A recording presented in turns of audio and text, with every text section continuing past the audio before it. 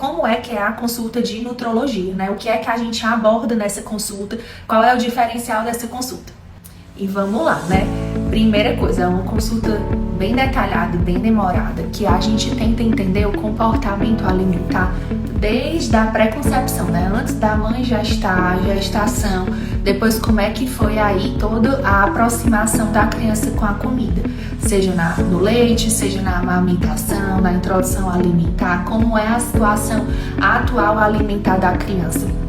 Se a criança tem algum distúrbio alimentar associado, por exemplo, se ela pode ter sintomas que desorganizem, se ela fecha para dificuldade alimentar ou seletividade alimentar, se ela pode ter um refluxo, uma alergia alimentar, uma sensibilidade alimentar.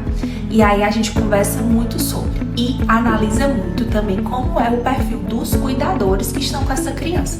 A criança não come sozinha.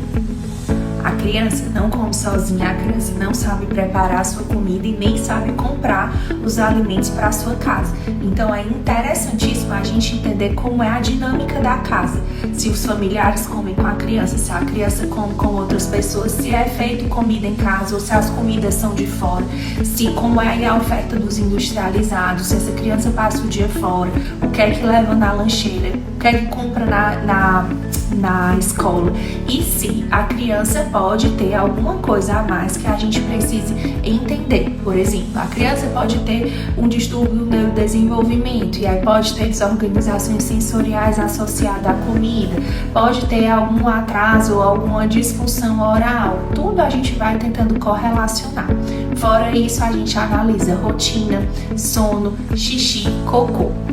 E aí analisa, né, todas as eliminações, desconfortos e se a criança tem outras doenças associadas que possam estar correlacionadas ao processo de se alimentar, né? Assim, por exemplo, a criança tem infecções respiratórias de repetição, tem uma diarreia aí, uma constipação que nunca foi investigada a causa.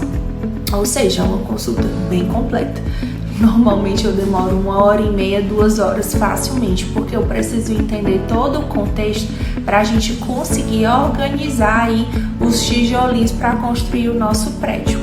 Nessa consulta a gente faz o recordatório alimentar, tenta ver mais ou menos os grupos alimentares que estão em falta e solicita os exames para ver o que é que está faltando, né? O que é que o corpinho da criança não conseguiu absorver ou que a alimentação não conseguiu dar a quantidade necessária para a criança. E aí, a partir daí, a gente faz a análise, né, desses micronutrientes dos exames todos e a partir daí suplementa. Mas lembre-se, a suplementação é a cerejinha do bolo. Primeiro, a gente vai sempre otimizar a alimentação, gente. A alimentação, os bons hábitos, as rotinas, organizar o intestino, organizar os desconfortos, excluir ou dar diagnósticos, né, das coisas e avaliar quem é que a gente precisa para nos socorrer.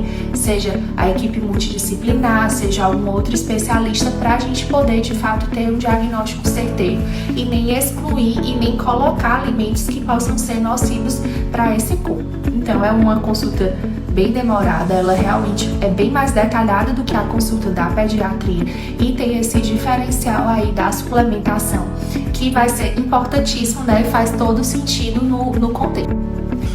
Que foi até o tema de hoje do post, que era a segunda coisa que eu ia comentar com vocês. Os bons hábitos, eles devem ser incentivados e estimulados desde sempre. A gente, né, nós somos os adultos da história, nós precisamos mostrar bons exemplos para as crianças repetirem as nossas atitudes. Se não, a gente não consegue fazer isso, a criança nunca vai entender o que é para fazer. Concorda que a gente está comendo aqui uma pizza e a criança tem que comer brócolis com frango e batata doce. Ela vai achar no mínimo estranho, porque que a pessoa que ela tem a referência está comendo uma coisa, então ela vai ter curiosidade de fazer igual. Por que que ela está comendo diferente? Então, os hábitos alimentares, eles precisam que sejam estimulados desde sempre, que a casa inteira esteja envolvida nesse processo todo para a gente ter sucesso e melhorias.